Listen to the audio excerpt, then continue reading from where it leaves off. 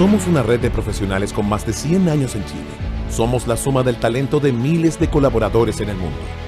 Día a día construimos una ruta de valor, cimentada en la excelencia y centrada en las personas, generando confianza para hoy y mañana. Nos hacemos cargo de los grandes desafíos que se están produciendo en el mundo. Creemos en la palabra equipo, porque solo un trabajo colaborativo convierte los sueños en proyectos y los proyectos en realidad. ¿Estás listo para marcar una diferencia y crear valor para un mundo distinto? Nosotros sí.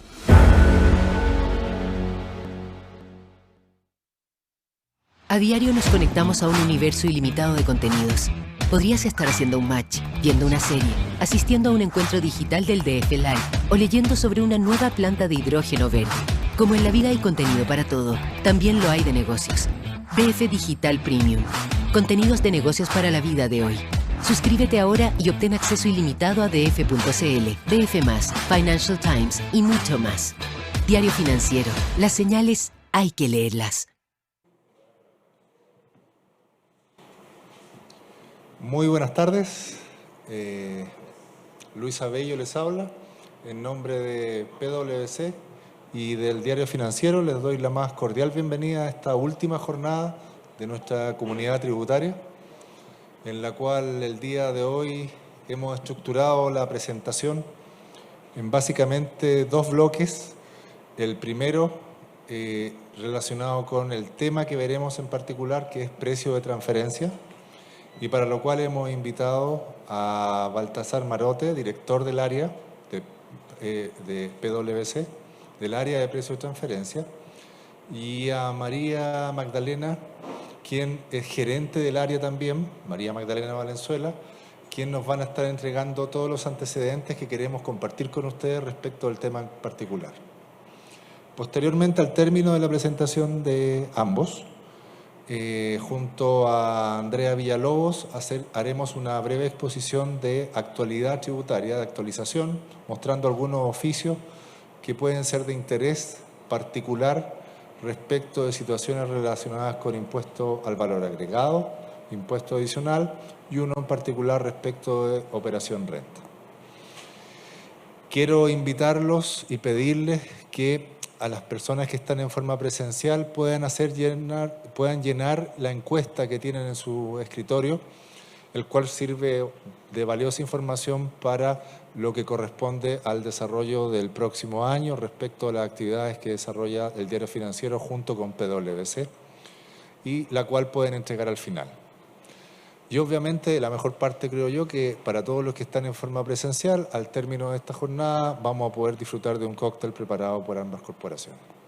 Así que no les quito más tiempo y los dejo invitados a participar activamente. Ojalá nos pueden hacer llegar las preguntas que sean pertinentes para poder transmitirlas a ambos expositores en el momento que ustedes encuentren pertinente, ya sea en forma presencial o en forma híbrida desde sus casas. Así que nuevamente buenas tardes, muchas gracias y aprovechemos este tiempo. Gracias Baltasar, gracias María. Magdalena. Bueno, muchas gracias Luis, muchas gracias a todos por venir hoy y a los que están online. La idea de esta charla que vamos a hacer es principalmente darles un poco de herramientas de lo que hemos observado a lo largo de los últimos años, de lo que suele utilizar el Servicio de Impuestos Internos para revisar la condición de mercado de las transacciones intercompany. Entonces, el objetivo, como verán más adelante, es principalmente poder leer las declaraciones juradas. Muchos aquí ya hacen las declaraciones juradas, presentan documentación de precio de transferencia. Entonces, nuestro objetivo, como decía, va a ser ayudarlos a entender, a leerlos y que sepan las implicancias que puede tener este tipo de presentaciones cuando se hacen ante el fisco.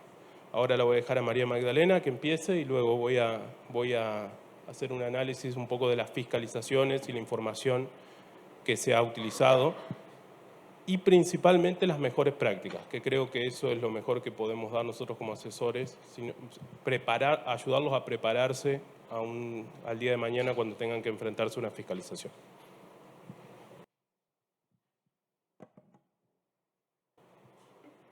Gracias, Baltasar, por la introducción. Bueno, me imagino que muchos aquí ya están familiarizados con lo que es precios de transferencia Y los precios de transferencia son los que se pactan entre partes relacionadas o mismo grupo económico cuando hacen alguna transacción entre ellas, ya sea de compra-venta de bienes, servicios, operaciones de financiamiento, que es algo que está muy en boga hoy en día.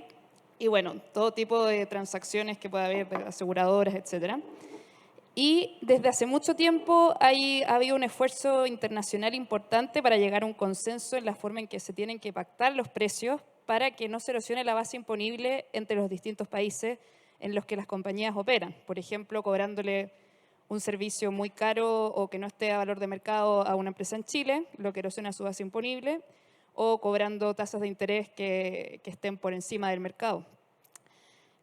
Con este esfuerzo, los países han llegado a un estándar internacional, los países que son miembros de la OCDE, y hay hoy en día el principio que regula las transacciones entre partes relacionadas, es el principio de plena competencia o de valor de mercado, que básicamente, y poniéndolo bien sencillo, dice que las transacciones que se pacten entre terceros, entre partes relacionadas, tienen que tener un precio que esté alineado con lo que harían terceros independientes en circunstancias comparables.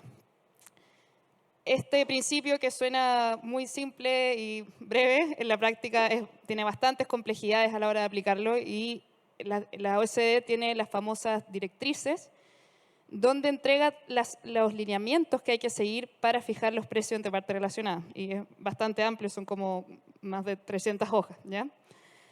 Y Chile, como país miembro de la OCDE desde el 2010, a partir del año 2012 ya implementó la normativa de precios de transferencia en el artículo 41E y tiene requisitos de documentación que varios ya deben conocer. Y bueno, y aquí voy a hacer un pequeño alcance porque cuando hable de esto me voy a referir a las operaciones internacionales transfronterizas, porque la normativa en Chile fue pensada para este tipo de transacciones y no para transacciones entre empresas relacionadas nacionales.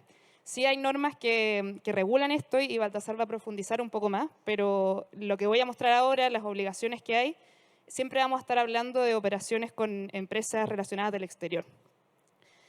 Bueno, y Chile como país miembro de la OCDE está alineado con la sugerencia que hacen las directrices del enfoque de documentación que tienen que tener los contribuyentes, que busca aportar básicamente dos cosas. Uno, que los contribuyentes puedan aplicar correctamente sus precios de transferencia y tener lineamientos para hacerlo. Y en segundo lugar, que la autoridad tenga las herramientas necesarias para fiscalizar los precios de transferencia, ¿sí?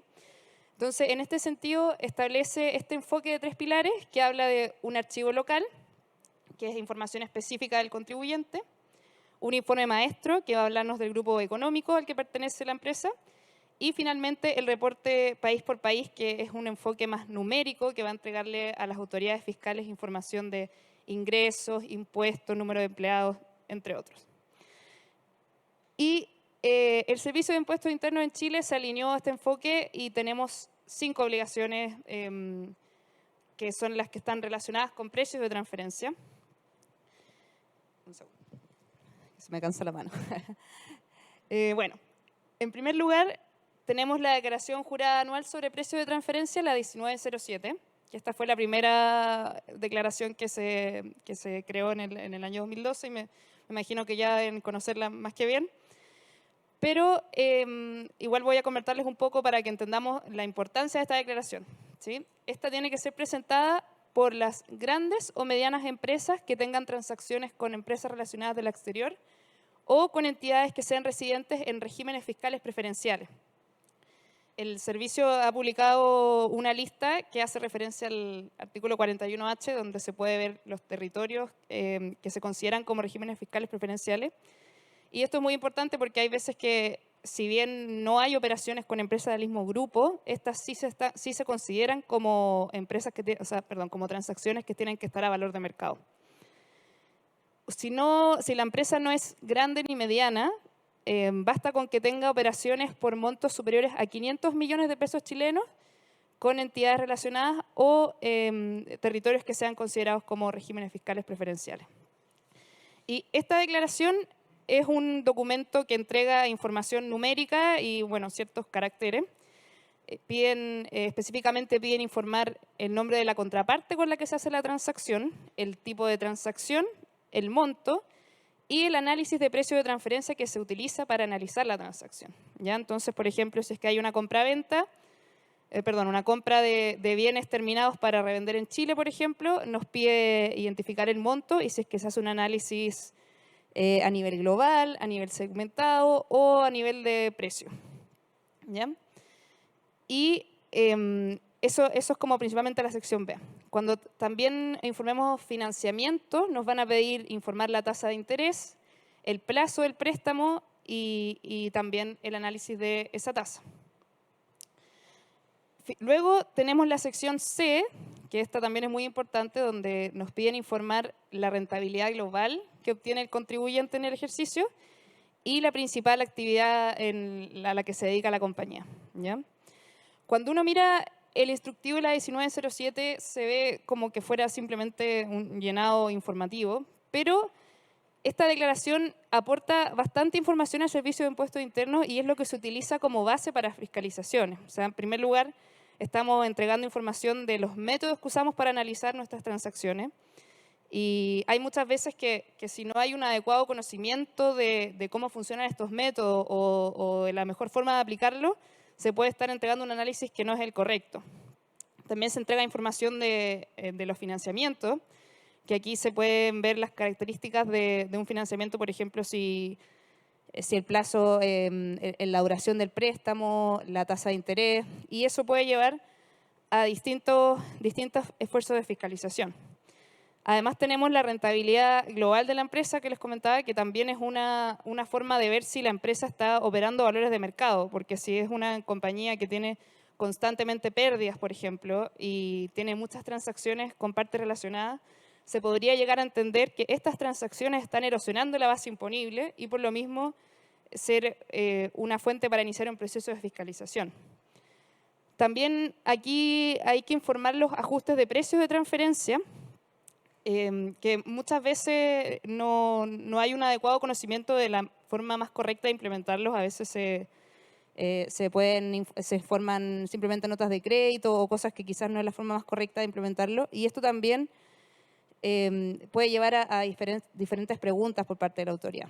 ¿Ya? Después, Baltasar va a profundizar un poco más en la declaración y la forma en que hemos visto en que se están fiscalizando. Después tenemos la declaración jurada archivo local, que esta declaración surgió para alinearnos como país con el enfoque que está sugerido por las directrices de la OCDE. ¿Ya?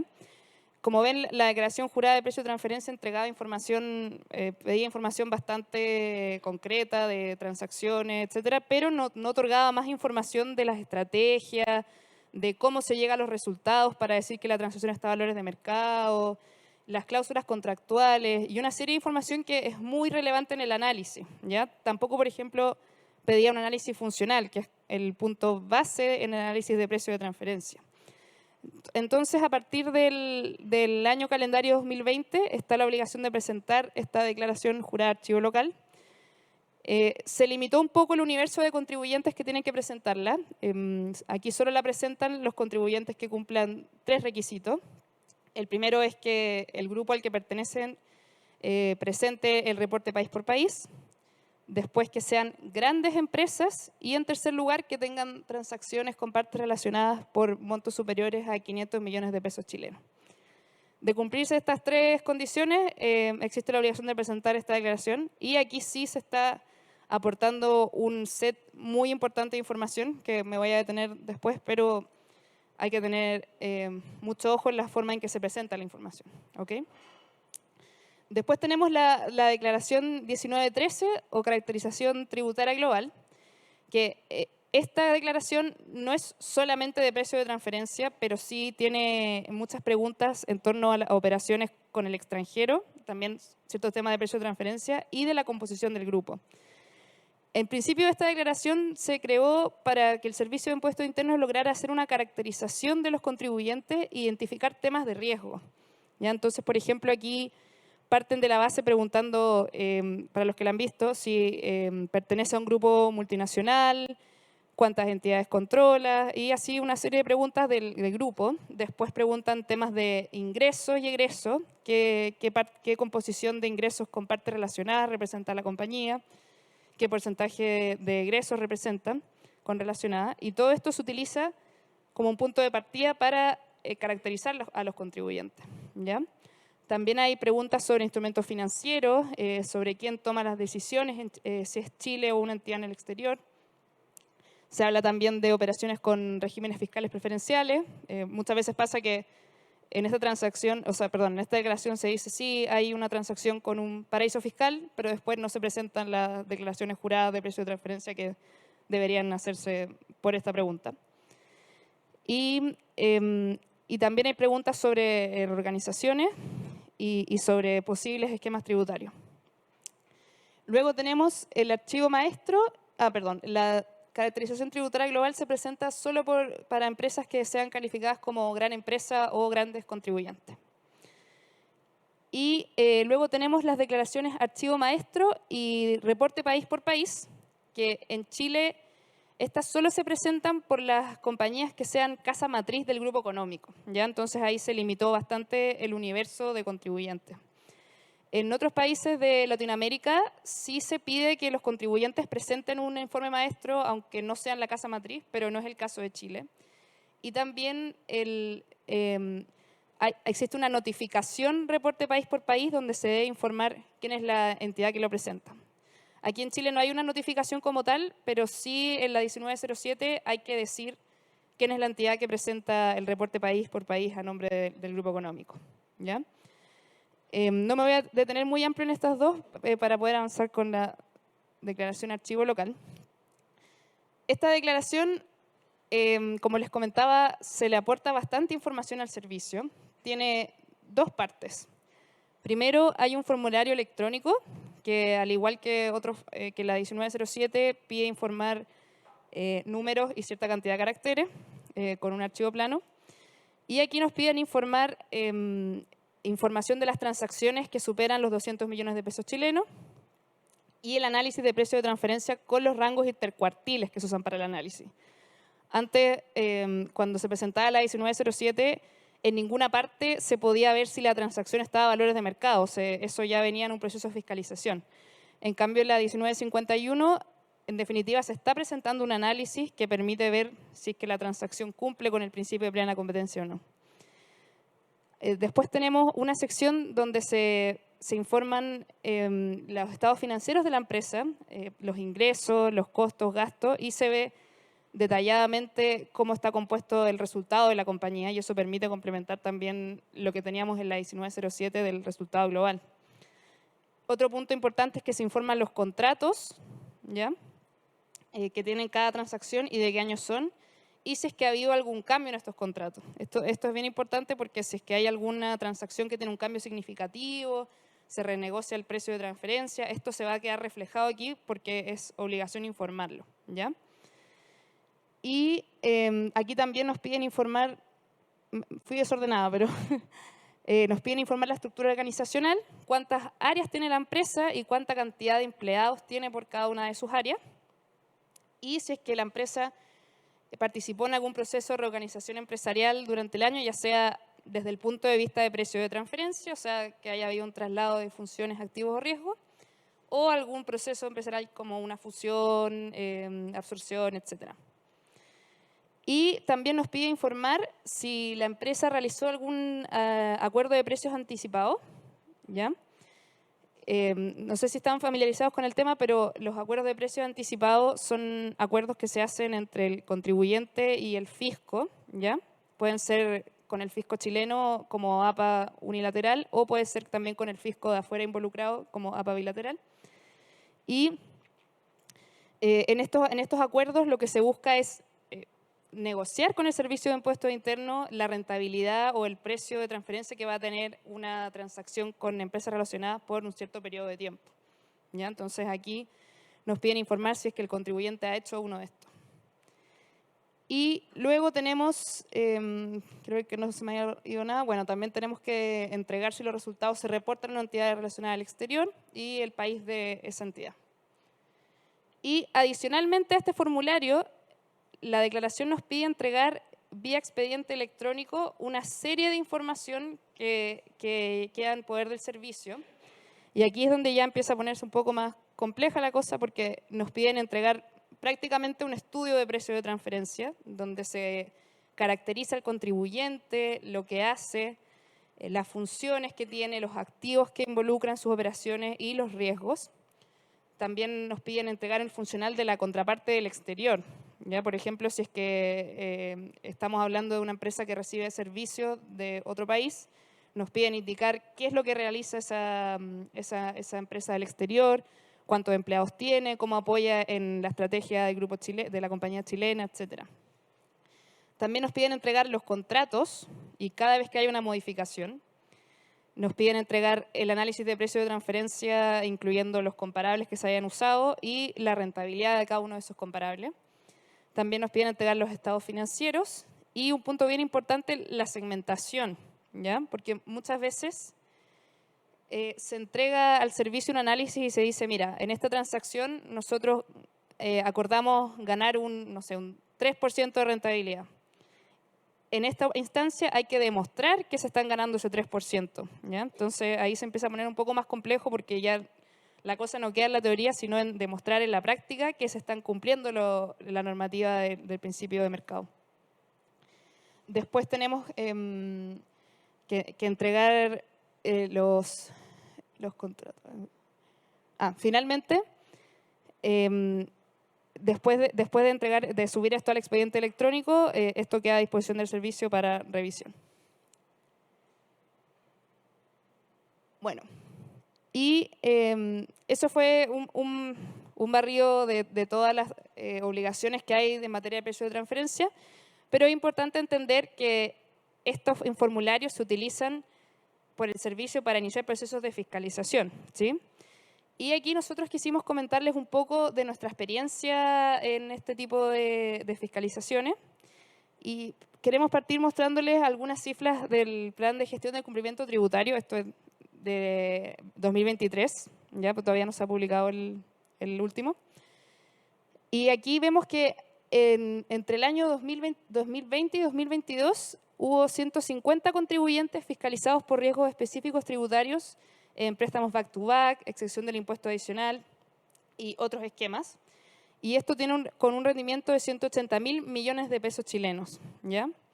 En precio de transferencia, 215 contribuyentes fiscalizados en estos 2 años, con un rendimiento total de 15.780 millones de pesos chilenos, ¿ya? Que no lo hace un tema menor.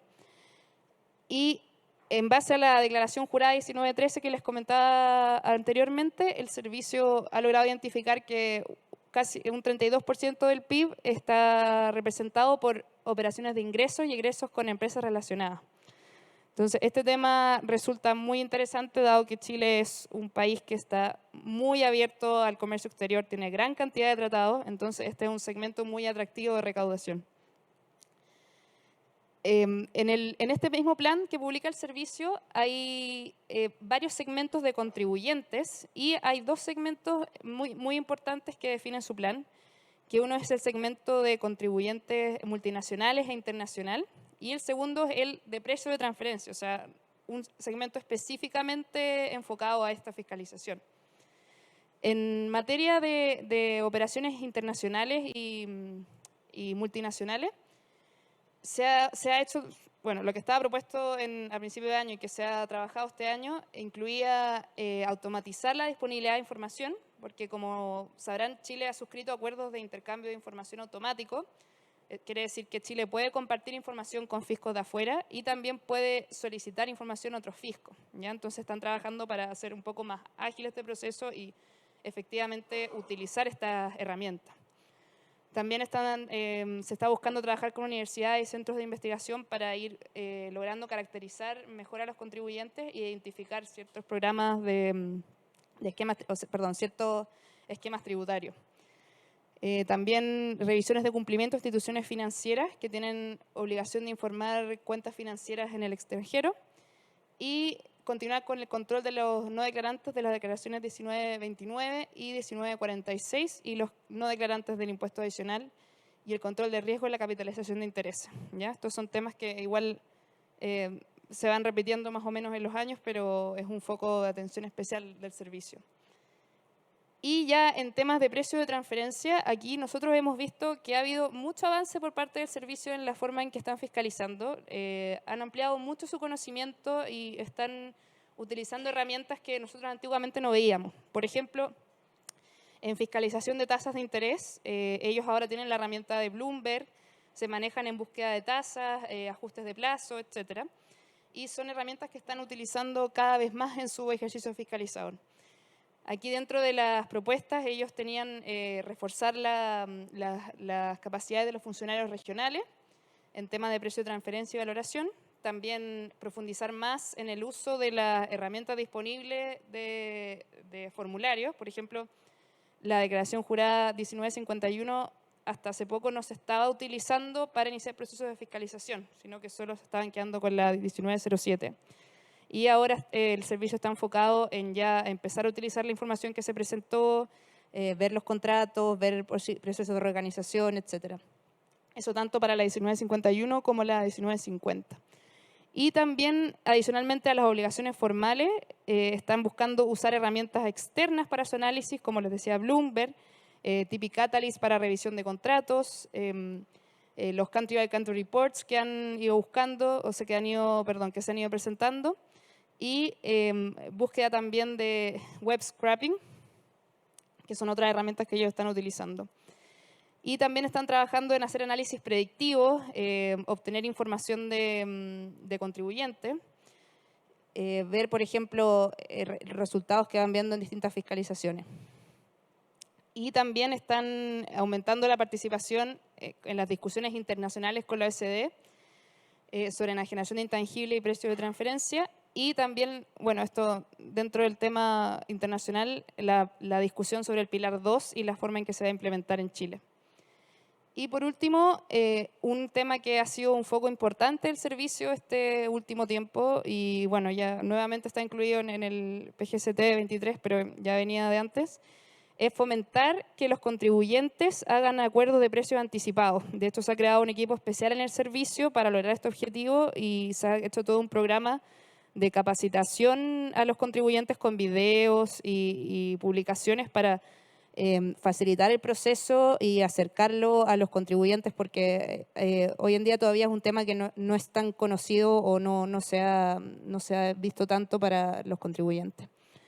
Y otras acciones importantes que han habido en esta materia, hubo una cumbre de asesores tributarios de precio de transferencia donde nosotros y otros asesores nos consultaron sobre nuestra experiencia presentando declaraciones, errores comunes que veíamos, dudas, etcétera, porque quieren tratar de hacer un poco más amigable la forma en que se presenta. Y también, también se han hecho reuniones con contribuyentes aleatorios para conocer su experiencia.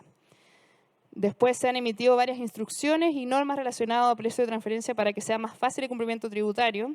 Por ejemplo, este año hubo una prórroga automática para las declaraciones. Ustedes saben que si no se presenta en junio, hay que pedir una autorización para que nos den una prórroga de 3 meses hasta septiembre. Y este año dijeron, eso será automático. Todo esto con miras a hacer un poco más amigable el proceso. Y finalmente, desde 2022, la suscripción de los primeros acuerdos bilaterales, que, bueno, Baltasar lideró el equipo que estuvo en esa negociación, así que ahí él les puede contar más de su experiencia, pero eso ha sido un gran avance porque en Chile no habían, hasta el que asesoramos exitosamente, acuerdos bilaterales, y ahora se logró firmar un acuerdo de esto. Bueno, ahora los dejo con Baltasar, que les va a contar más de nuestra experiencia práctica. Bueno, muchas gracias, Maida. Antes que nada, solamente para ver qué es un acuerdo, que creo que es bueno mencionarlo. Un acuerdo anticipado de precios, ¿sí? Es básicamente ir al Servicio de Impuestos Internos y decirle: opero de esta forma, quiero saber tu opinión acerca de cómo estoy operando y si estamos de acuerdo con la remuneración que recibo y las funciones que realizo para operar. Firmo un contrato donde dice que si me mantengo la situación como le he explicado, voy a poder trabajar con mi compañía relacionada de esa forma y no voy a ser sujeto de fiscalización para lograr un ajuste. Sí va a haber revisiones para confirmar que uno sigue el trato, ¿sí? Pero no, por ejemplo, si por alguna razón tengo alguna diferencia con lo acordado, no tendría que pagar multas e intereses porque ajustaría la transacción. Además, eso sirve mucho en caso de fiscalizaciones, y eso lo hemos visto.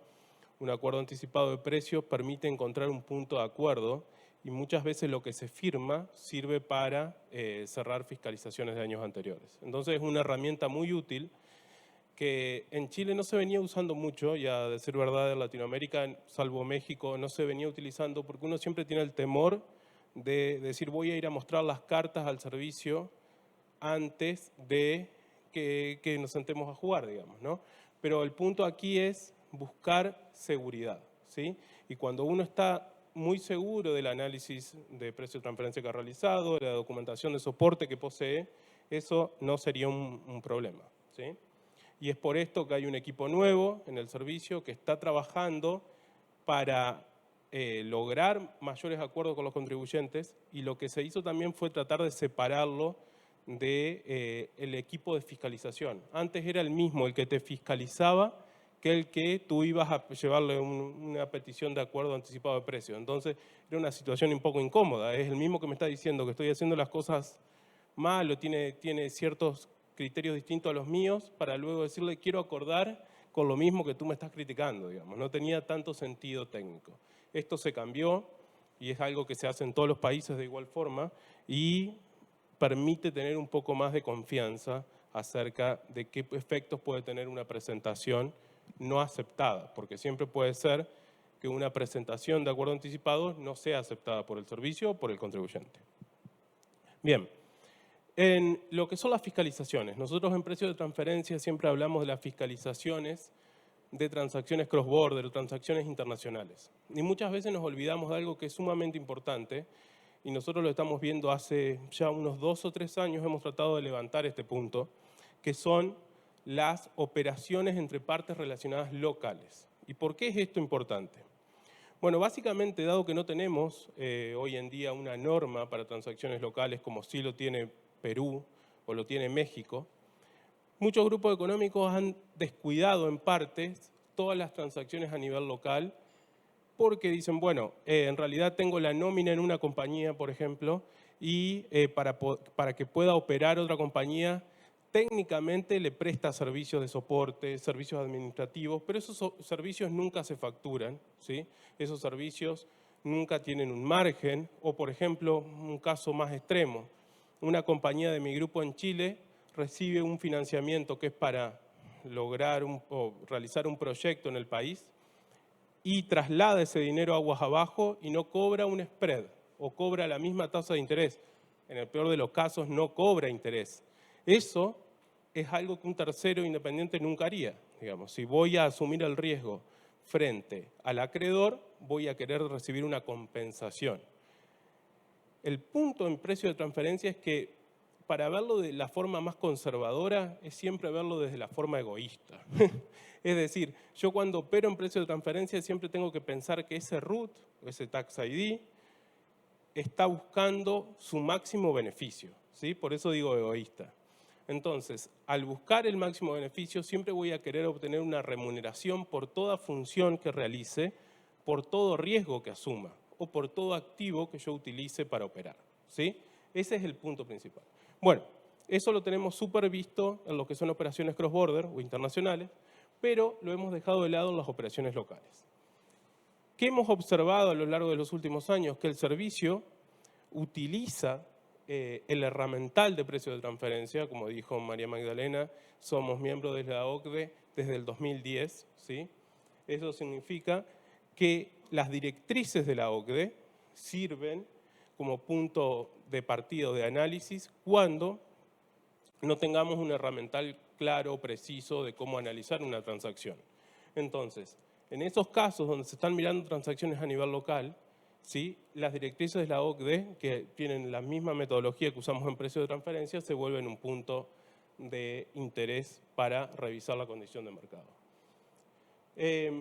El problema que tiene muchas, bueno, también ahí explico que el Código Tributario en el artículo 64 es lo que le da la potestad al servicio de tasar estas transacciones, ¿sí? Y también la Ley de Sociedades Anónimas obliga a que los directorios confirmen que las transacciones están a precio de mercado, sobre todo cuando son entre partes relacionadas. Ahora con todos los nuevos cambios en lo que es todas las obligaciones que tiene el directorio, este ha sido un punto muy relevante. Teóricamente, tiene que tener un documento de soporte el directorio para establecer efectivamente esta transacción está a precio de mercado. Nosotros entonces, cuando estamos analizando las transacciones en este apartado, las vamos a pensar que toda transacción entre partes relacionadas debería analizarse, revisarse y soportarse teniendo en cuenta como si fueran con empresas internacionales. Porque es lo que va a hacer el fisco, ¿sí? Eso es un punto muy importante. Y acá siempre hay que tener cuidado, y lo vamos a ir viendo a continuación, que hay en muchas compañías muy grandes con políticas de precios de transferencias muy bien establecidas, que estas cosas se dejan de lado, por inmaterialidad, por poca probabilidad de fiscalización, pero lo que hemos observado es que eso no se está dando. Y la 1913, que fue una de las declaraciones que María Magdalena mencionó, es sumamente importante. Muchas veces nosotros cuando estamos ayudando a un contribuyente a completar esta declaración jurada, le decimos, ¿tienen cuentas corrientes mercantiles? Y todos le dicen, sí tenemos. Y le dicen, bueno, ¿me puede por favor dar el documento donde tienen esta cuenta corriente mercantil formulada, donde se determina bien quiénes son las partes que actúan, si tiene o no una tasa de interés asociada? Ah, no, operamos, te dicen, como con cuentas corrientes mercantiles, es decir, transferimos saldos. Ok, entonces en una declaración jurada estás diciendo que tienes cuentas corrientes mercantiles y en otra dos no. Otro punto que hemos observado es muchas veces hay financiamiento encubierto a través de cuentas corrientes mercantiles, en los cuales el objetivo no es ese, el objetivo no es financiar la compra de una maquinaria. La cuenta corriente mercantil tiene otro objetivo, ¿sí? Que es el que está determinado en la norma. Entonces, esos son todos los puntos que vamos a ir viendo a continuación. Uno de las transacciones, no sé si las ha tocado alguien de aquí, pero que el servicio ha hecho mucho hincapié, son en los servicios prestados y recibidos. ¿Y por qué? Bueno, esto se puede observar, inclusive hace unos años implementaron un programa que se llama de esta forma, en la cual se fiscalizó a muchas compañías que tenían servicios prestados y servicios recibidos cuantiosos, ¿sí? Pero ¿cuál ha sido la mayor dificultad que hemos observado nosotros? Y creo que eso les puede ayudar a ustedes. Bueno, en los casos de los servicios recibidos, a ustedes les puede haber pasado que del exterior se dice, bueno, te cobro los servicios con un margen del 5%, ¿sí? El asesor de precio de transferencia les dijo, sí, un 5% no va a haber ningún problema para justificarlo, o inclusive casos todavía más atípicos que dicen, bueno, la compañía de Estados Unidos no te cobra margen, o sea, solamente está recuperando los gastos porque ellos pueden hacerlo.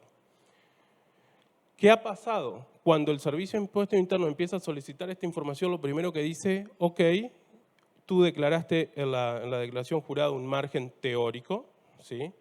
Dijiste que recibías un servicio del exterior, necesito que me demuestres, ¿sí? ¿Cuál es la documentación de respaldo, efectivamente? Es decir, ¿qué puede ser documentación de respaldo? Podría ser un entregable. ¿Qué tipo de entregable tenemos? ¿Sí? ¿Qué tipo de forma podemos corroborar de que las personas que nos están cobrando o la entidad de la cual viene el cobro de ese servicio es la que te está prestando el servicio? ¿La nómina de esa empresa es la que está emitiendo ese documento que tú estás recibiendo o no? ¿Sí? No solo desde el punto de vista de precio de transferencia, ahí podrían tener un tema de retención, dependiendo del país. Otro punto muy importante es, ok, recibiste una factura de $100.000 este año, ¿sí? Quiero que me demuestres cuáles fueron los costos de la compañía del exterior para justificar estos $100.000. Y aquí todos los problemas que tenemos si somos un país chico en una multinacional muy grande, ¿no? Que nos pasa a todos los países probablemente de Latinoamérica. que va a ser muy difícil decirle a nuestra casa matriz, necesito una discriminación perfecta de quiénes fueron las personas que estuvieron prestando este servicio, necesito saber dónde están en las cuentas de la contabilidad y cuáles fueron los criterios de alocación para determinar que Chile tenía que pagar $100.000. Y eso es el punto difícil, porque nosotros habíamos estado declarando en todos los documentos de precio de transferencia que teníamos una rentabilidad del 5% teórica. Hoy, en este momento, la fiscalización te piden justifícamelo, demuéstramelo, ¿sí? Y eso es el respaldo contable. El respaldo contable no solo es demostrar que en mi contabilidad tengo una cuenta donde aloco todos los invoices o todas las facturas de servicios recibidos. Lo que es el soporte contable o respaldo contable es demostrar que la compañía del exterior tiene un Excel, tiene algún tipo de documento en el cual puede demostrar que todos sus costos y gastos fueron facturados y que esos costos y gastos ligan con su contabilidad y era personal de la nómina.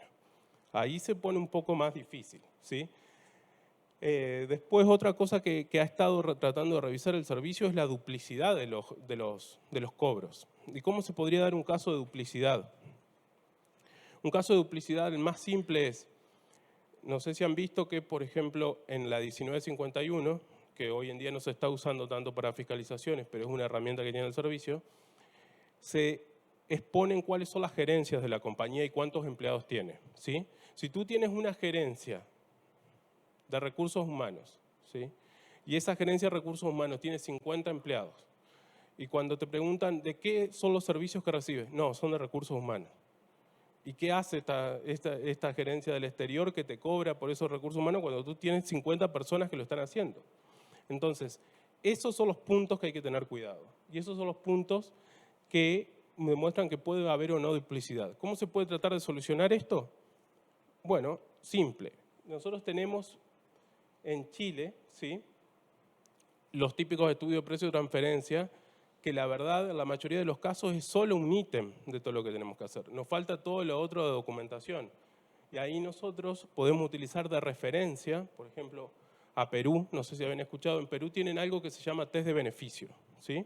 Para poder deducir un gasto, ellos tienen que tener un documento donde el estudio de precio de transferencia es, ok, el margen de la compañía del exterior que me prestó el servicio está dentro del parámetro de mercado. Pero además tengo que demostrarle la segmentación, cómo esa segmentación liga con todo lo que les expliqué anteriormente. Entregables. Además de los entregables, tengo que demostrar, y esto es muy difícil, que esos servicios que recibo me sirven efectivamente para generar renta en el país, ¿sí? Entonces, todos esos puntos, ¿sí?, nosotros en Chile lo solemos llamar un archivo de defensa, un documento de defensa, un defense file, que es todo lo que tú tienes que guardar, en el mejor de los casos, para que si hay una fiscalización de precio de transferencia, tú puedas responder a todas las preguntas que te van a hacer, ¿sí? Ir a preguntar, cuando tienes 15, 20 días para responder una notificación a tu casa matriz, que te soporte los cobros de $10 millones de los empleados de hace 3 años, es una tarea no tan fácil, ¿sí? Entonces, siempre es mejor prepararse antes. Esa es la forma de solucionar esto. Nosotros en el Defense File, esto por supuesto les va a quedar a ustedes, estos son algunos puntos de lo que recomendamos tener siempre, pero por ejemplo, la forma de materializar el servicio, los respaldos de pago y el formulario 50. Nosotros hemos visto que en las últimas declaraciones, en las últimas fiscalizaciones de precio de transferencia, por suerte pudimos cerrar fiscalizaciones sin ajuste, pero había un tema de retención, ¿sí? Cuando el servicio empieza a mirar, se estaba reteniendo, se consideraba que algo era un reembolso de gasto que no lo era, o por ejemplo que teníamos algún tema de máximo endeudamiento. Entonces, esos son los puntos que siempre hay que seguir viendo y no solo desde la perspectiva de precio de transferencia. Entonces, todos estos ítems, la descripción del servicio, la idoneidad del prestador. ¿Qué es la idoneidad del prestador? Es que el prestador del servicio tenga sustancia para poder prestarlo, es decir, tenga el expertise necesario para poder hacerlo, ¿sí? Si yo digo que recibo un servicio de una compañía relacionada que está en Isla Caimán, que tiene 2 empleados y los 2 son pasantes, y los servicios que recibo son servicios gerenciales o estratégicos, puede haber ciertas dudas al respecto, ¿no? Entonces, eso es tener sustancia, ¿sí? Bueno, los contratos son muy importantes porque los contratos, a diferencia de otros países, nosotros los tenemos que presentar a la 1951. Y teóricamente nuestros contratos tendrían que poder respaldar la transacción, pero no solo la transacción, sino también la forma en que vamos a responder a una fiscalización, ¿sí? Entonces también los contratos son muy importantes. Bueno, y los criterios de alocación que les decía es, en la mayoría de los casos, nosotros no tenemos empresas que prestan servicios desde el exterior y te cobran las horas hombre. Casi siempre tenemos servicios que se cobran con un margen de rentabilidad. ¿Cómo determinan cuánto le van a cobrar a Chile versus cuánto le van a cobrar a Brasil versus cuánto le van a cobrar a Bolivia? ¿Sí? Muchas veces se determina por un criterio de alocación. Los criterios de alocación, por supuesto que siempre las compañías teóricamente deberían tener mejor conocimiento de cómo hacerlo, ¿sí? Pero todos sabemos que hay jurisdicciones donde no es tan fácil pagar los servicios recibidos. Entonces hay que tener cuidado de que no se estén asignando de forma equivocada los servicios que corresponden a un país o que se están cobrando a Chile porque en otra jurisdicción no se pueden cobrar, ¿sí? Entonces que el criterio de alocación considera a todos los receptores del servicio y no solamente a los que tienen capacidad de pago, ¿sí?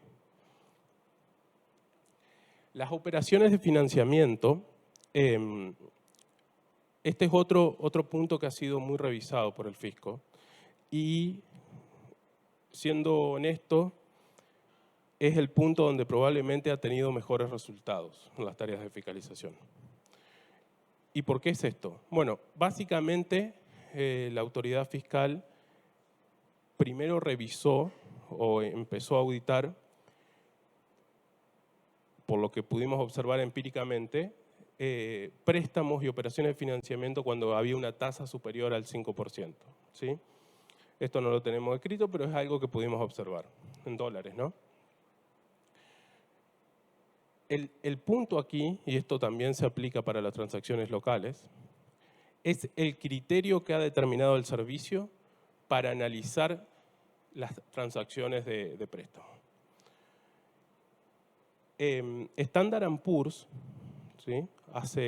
En el 2003, hizo un documento llamado Credit Rating for Group of Companies, que era básicamente una metodología para determinar cuál era el riesgo crediticio de compañías que pertenecían a grupos económicos.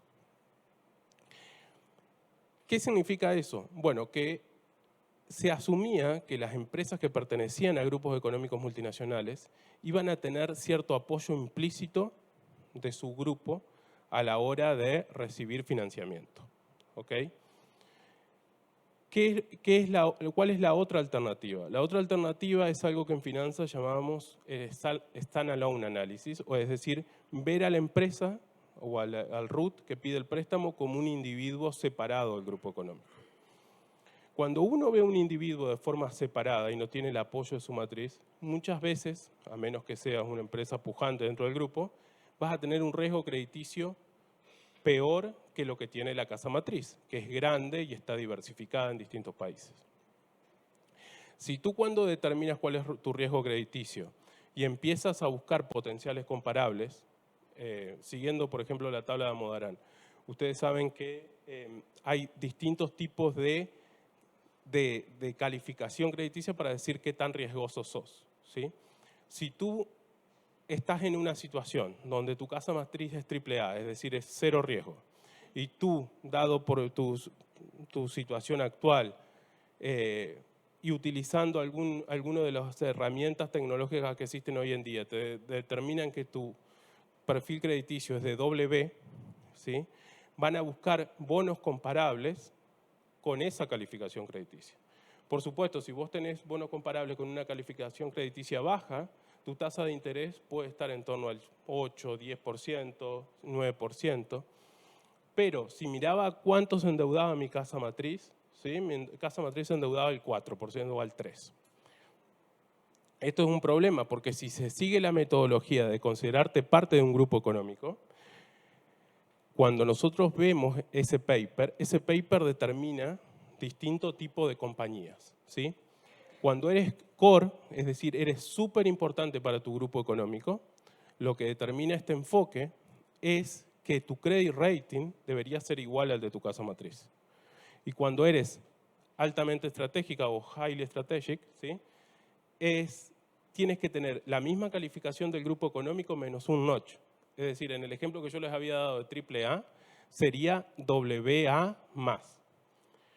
¿Cuál es el problema? Bueno, en su momento se usaba una herramienta, algunos asesores la usaban, que se llama RiskCalc, ¿sí? Para determinar cuál era el riesgo crediticio.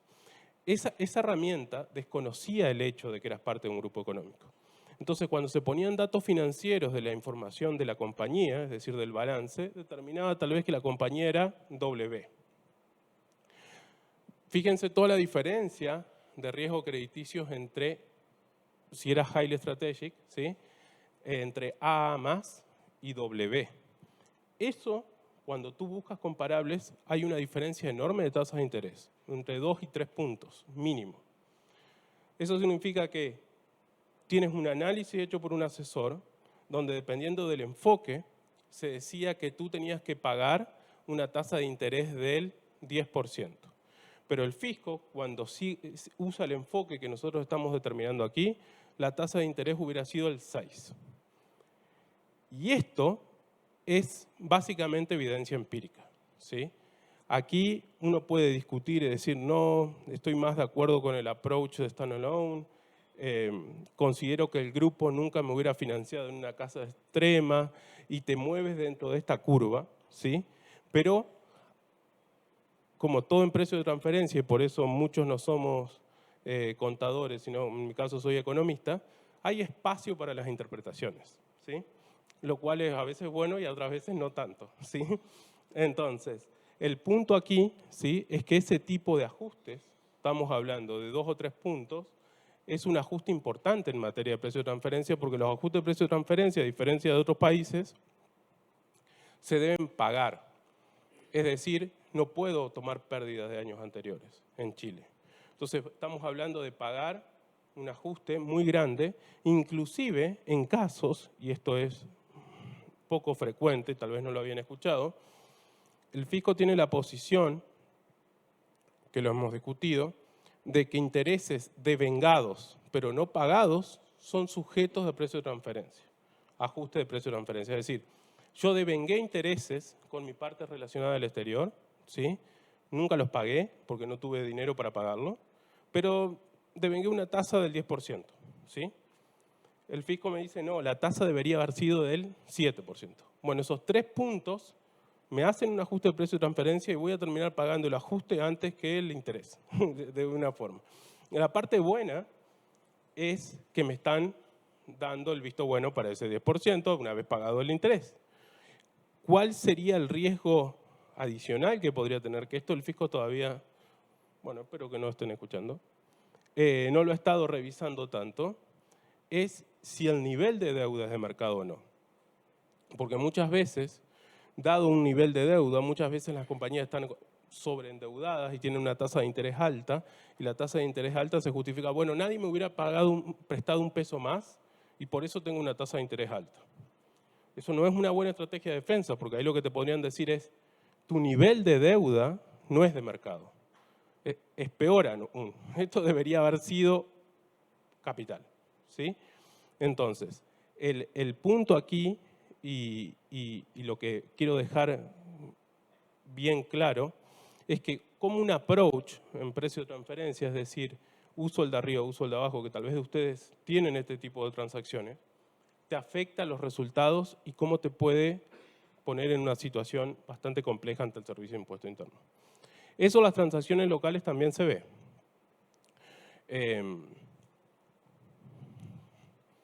Cuando el ejemplo que les daba anteriormente, si ustedes una compañía recibe un financiamiento para prestar aguas abajo, debería tener una remuneración por ese riesgo que asume.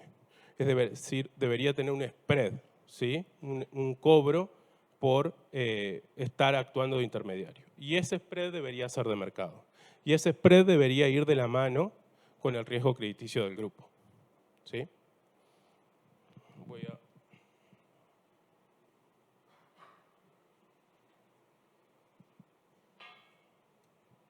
hablar ahora de un tema que es súper interesante, que son las reestructuraciones de negocio.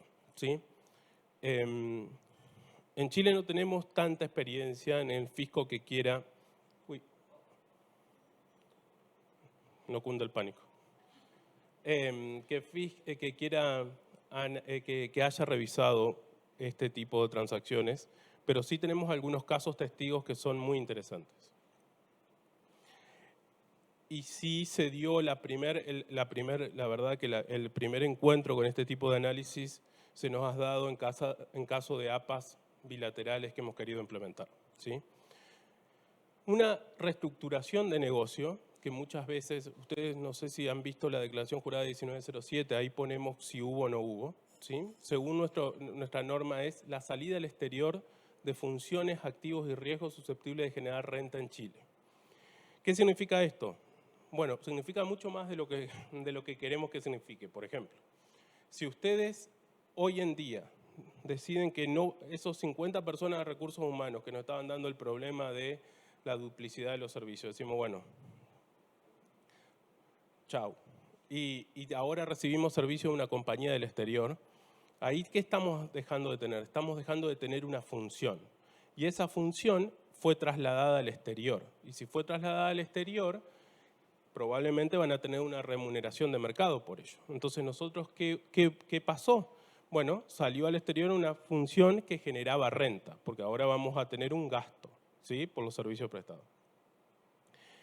Si yo traslado una función o un activo o un riesgo, ¿sí? Ahora les voy a dar el ejemplo de riesgo que creo que muchos lo han escuchado más de una vez. Si fuera un tercero, pediría una compensación por dejar eso. ¿Qué significa? Es casi como vendo un negocio, ¿sí? Estoy vendiendo un negocio que yo tenía y por eso ahora quiero una remuneración de mercado. Un caso de los riesgos es muy simple. Hace 5 o 6 años se puso de moda que muchos grupos decían, tú eres ahora el Ardí, ¿sí? ¿Qué significa? Que sos de un distribuidor de riesgo limitado.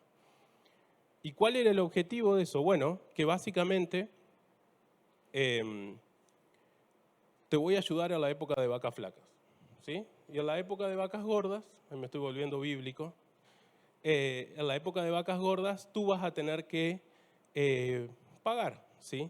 Entonces, ¿cómo opera el Ardí? Bueno, cuando tú tienes una situación mala, y yo digo que tu rentabilidad target es el 5%, cuando no llegues a esa rentabilidad, yo te voy a hacer algún tipo de compensación para que llegues a ese 5.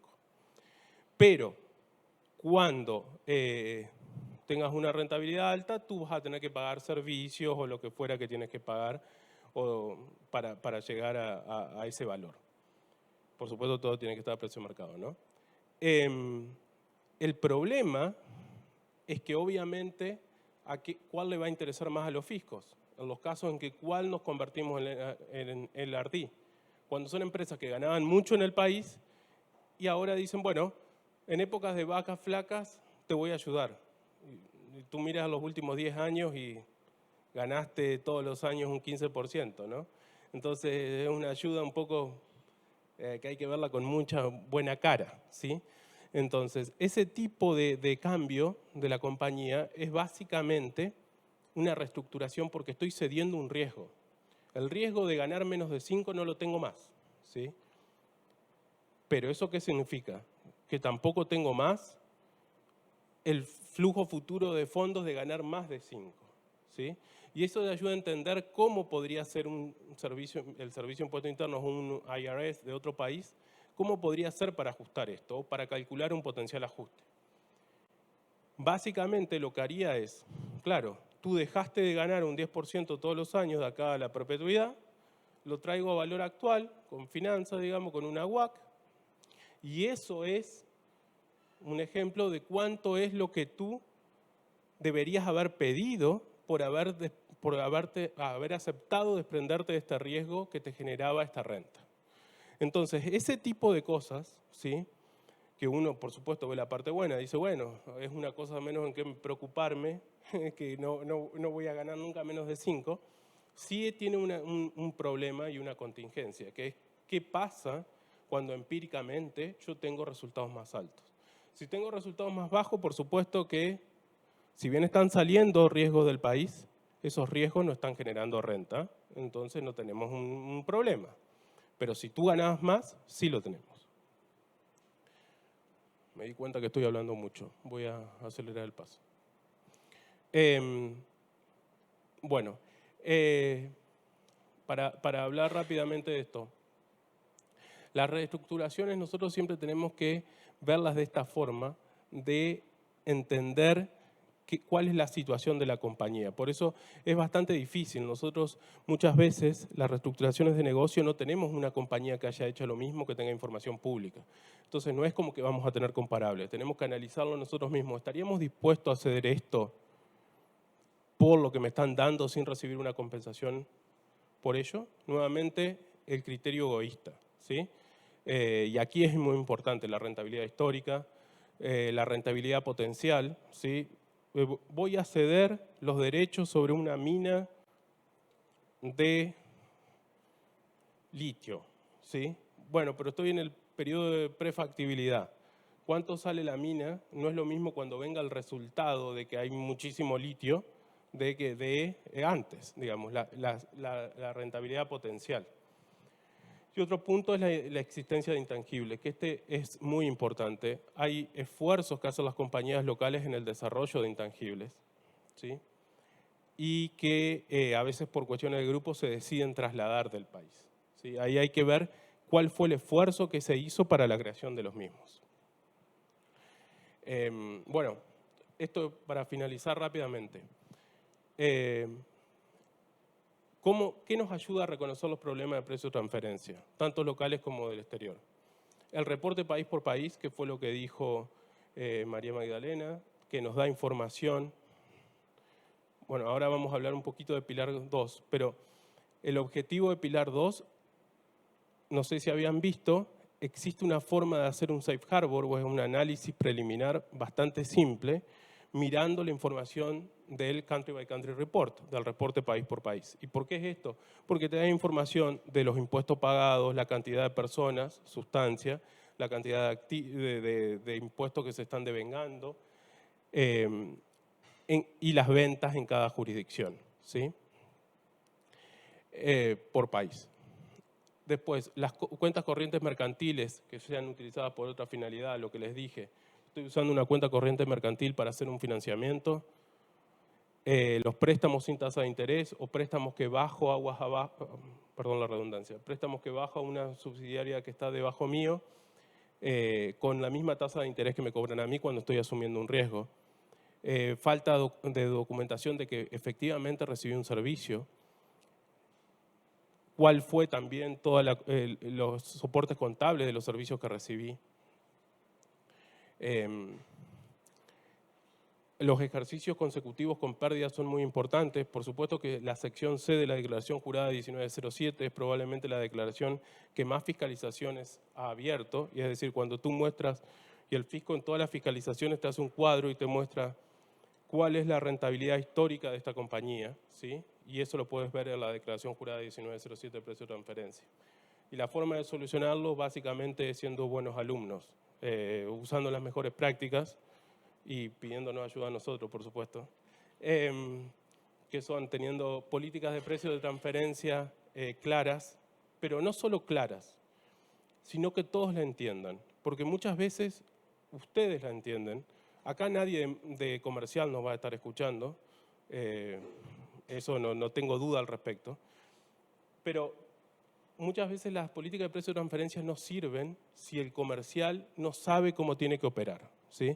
Y lo que hemos observado nosotros es que muchas veces el equipo de impuestos tiene claro algo, pero es imposible implementarlo.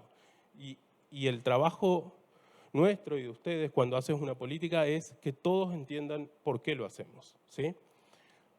Bueno, y reuniones de implementación, como les decía, que estén todos. Por supuesto, lo mejor es siempre tener una documentación de respaldo ex ante.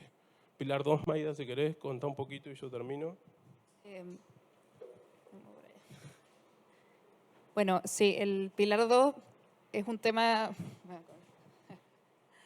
es que están grabando. El Pilar 2 es un tema que viene ahora, bueno, digo viene porque ya llegó, lleva varios años de discusión dentro de la OCDE para implementar este Pilar 2, que básicamente es una tasa de impuesto efectivo global de mínimo 15%, ¿ya? Para grupos que superen los 750 millones de euros en ingresos consolidados.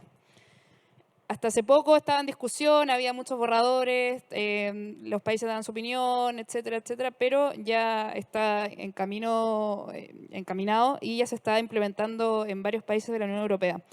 De hecho, al final de la presentación que se las van a enviar, incluimos un link a una página de PwC que ha preparado Estados Unidos, donde se puede ver el estatus de la implementación del Pilar 2. Ahí, si se quieren meter a mirarla, les va mostrando cómo están las normas, las distintas normas del Pilar 2, en qué país ya están preparándose para implementarla. El estatus de Chile, que bueno, Chile hasta ahora el único anuncio ha sido que va a estar dentro de la reforma tributaria, pero no se ha dicho todavía cómo, porque tiene varias implicancias y es un tema bastante complejo y que va a requerir de mucho análisis y mucha capacitación del Servicio de Impuestos Internos. Nosotros... dale, sí. En honor al tiempo, dale no. No, perdón, y lo importante aquí es lo siguiente. Nosotros tenemos un equipo de Pilar 2 que está viendo este tema. Hace poco hicimos una conferencia con unas personas, recién hablé al respecto y les ofrecí hablar con el experto que tenemos en Pilar 2, ¿sí? Que Price decidió tener un experto a nivel Latinoamérica, que además es latino, ¿sí? Lo cual ayuda mucho, en mi opinión. Pero por supuesto que nosotros estamos al día, porque el insumo principal es el Country by Country Report, como les decía, que lo confeccionamos nosotros. Y un punto muy, muy importante es que a veces uno piensa que la tasa de interés efectiva, ¿sí? Pobre camarógrafo, perdón. La tasa de interés efectiva es, hay algunas jurisdicciones que nunca nos va a tocar un problema de Pilar 2, pero en realidad los ajustes que se tienen que hacer son muy distintos. Entonces podría darte una jurisdicción donde tienes una tasa que tú ves que es mayor al 15%, pero en realidad cuando se hacen ajustes de inflación o algún tipo de crédito se elimina, los resultados son distintos, ¿sí? Por favor, tengan en cuenta que, además, y con esto creo que podemos terminar, es que el tema de Pilar 2 es bastante significativo e importante porque lo que se buscó fue hacer una suerte de incentivo, ¿sí?, a que los países adoptaran la norma. ¿Y cómo se logró esto? Bueno, básicamente se dijo que los países que no hubiera norma de Pilar 2, si había operaciones en otro país que sí existían normas, podía cobrarse ese impuesto a la otra jurisdicción.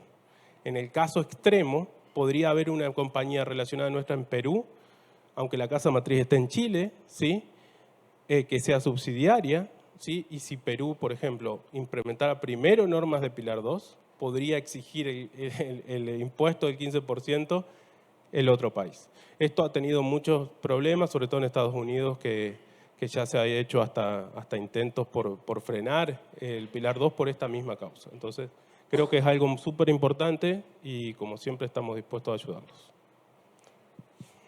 Ahí Luis y... no sé...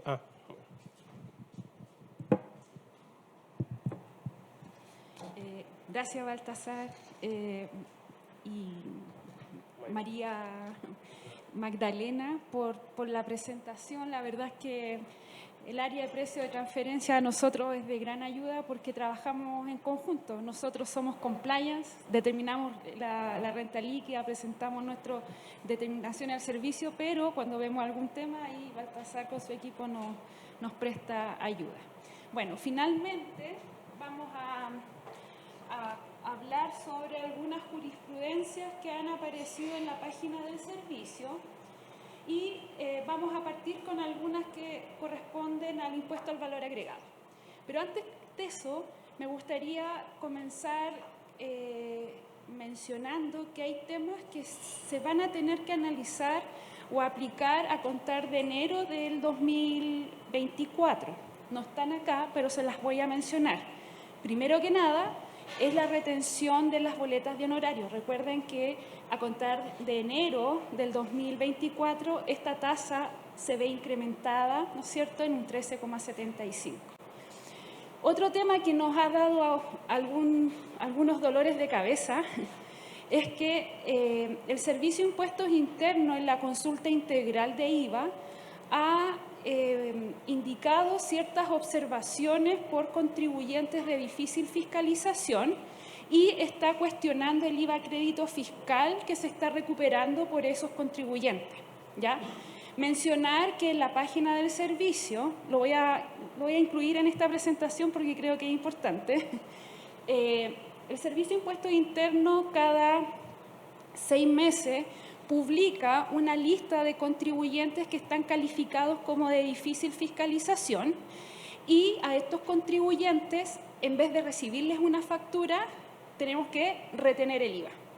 Entonces, ¿qué ocurre? Que ahora el servicio está cuestionando estos créditos fiscales y lo que está ocurriendo, y ya me está pasando con un cliente, es que nos está restringiendo los folios porque existen contribuyentes, o sea, no se ha retenido correctamente el IVA y se ha recuperado, ¿no es cierto?, el crédito fiscal asociado a esos RUT. Por lo tanto, estos dos temas se los quise mencionar porque la verdad es que nos ha generado algún temita en los impuestos mensuales. ¿Sí? Sí. Me salió un caso de que el cliente o el proveedor no está en la lista de difícil fiscalización, pero sí nos aparecía la notificación en el servicio de que estaba o decía que no iban a aparecer la factura en no incluir. Exacto. Bueno, y esa información es lo mismo que nos pasa a nosotros cuando solicitamos el IVA exportador, porque tampoco tenemos el detalle, por ejemplo, de estos contribuyentes que no declarantes, como le llaman ellos, porque tenemos esta lista de contribuyentes de difícil fiscalización, pero por otro lado el servicio maneja otra lista de contribuyentes que se les llama contribuyentes no declarantes, y son aquellos contribuyentes que tienen brechas con el Servicio de Impuestos Internos, impagos formularios 29, no han actualizado su información en la página del servicio, entonces al final ocurre lo que a ti te pasa, de que en verdad no está en la lista, pero está en la otra lista interna que tiene el servicio, que son estos contribuyentes que los denominan como no declarantes. Sí. Publica, uno no sabe si seguir o no trabajando con ellos. Claro, y hay un tema de control que no es menor. Está esta lista que es pública, ¿no es cierto? Y ahí está el hecho de anticiparse quizá con un maestro de proveedores, en el sentido de que cuando lo ingresan a su sistema contable, el RUT, automáticamente les pueda mencionar que este contribuyente debemos nosotros retener el IVA. Claro, pero por ejemplo, como no está en el listado inicialmente, no tengo cómo saber si trabajar con él o no. Pero en ese caso hay jurisprudencia para que ustedes puedan ir y decir que el impuesto está pagado. Que eso es lo que nosotros hemos hecho en algunos casos en la devolución del IVA exportador. Que hay que demostrar que el IVA ustedes lo pagaron y en función a eso liberan el punto. Pero es un trámite que hay que hacer. Sí. Bueno, una de las jurisprudencias que el Servicio de Impuestos Internos ha publicado es el IVA en los servicios prestados por sociedades de inversiones. Bueno, este oficio básicamente menciona que este tipo de sociedades que son con esta característica, giro exclusivo de inversiones, no están obligados a presentar formulario 29. Ahora, sin embargo, si por ejemplo reciben intereses o están generando, poseen un resultado tributario positivo, obviamente que van a tener que declarar el PPM, ¿ya? Pero en sí lo que está diciendo que este tipo de sociedades no están obligadas a presentar un formulario 29, ¿ya? Otro oficio que apareció es el IVA en instituciones privadas de salud. Aquí básicamente un contribuyente pregunta por prestaciones que se realizan en un hospital cuya especialidad es psiquiatría. Entonces, ahí lo que ellos mencionan, si estas prestaciones podrían quedar exentas de IVA. Y ahí básicamente el servicio responde que estas instituciones pueden quedar exentas de IVA siempre y cuando se encuentren autorizadas, ¿no es cierto?, autorizadas por el Ministerio de Salud o algún organismo, ¿no es cierto?, gubernamental para realizar este tipo de prestaciones. ¿Y por qué?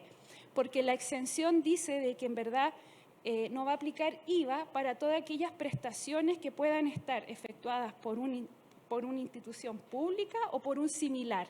Pero el similar tiene una característica, y esa característica es que tiene que estar aprobado por el MinSal. Otra de los oficios que quisimos mencionar acá es una licencia de software adquirida en el exterior, en este caso es España. Aquí el Servicio de Impuestos Internos menciona que para efectos de aplicar el impuesto adicional hay que ver la característica, si es un software a la medida o un software estándar, ¿cierto?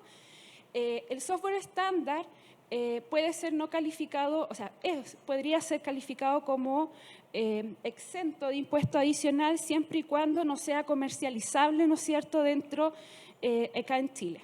Bueno, el tema está que sí, se adquiere este software y la verdad es que se comercializan entre las entidades relacionadas. El tema es que este software es adquirido a una entidad española y con España tenemos tratado de doble tributación. Y uno podría pensar, pero ¿aplica entonces un beneficio empresarial tasa cero? No. En este caso, la tasa de retención es un 10%.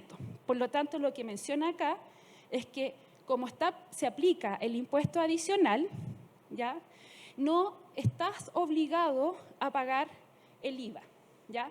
Porque recuerden de que, dado el IVA a los servicios, todos los pagos que yo realizo al exterior y que están amparados por un convenio de doble tributación tasa cero, ¿cierto?, no pago el adicional, pero estoy obligada, ¿no es cierto?, a pagar el IVA y retenerlo a través de una factura de compra.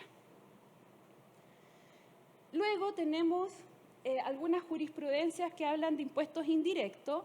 Uno de ellos es un préstamo para fines particulares del socio. Bueno, esta empresa solicitó un préstamo para efecto de otorgarlo a un socio y ese préstamo generó intereses. Y el contribuyente pregunta ¿qué ocurre con los intereses?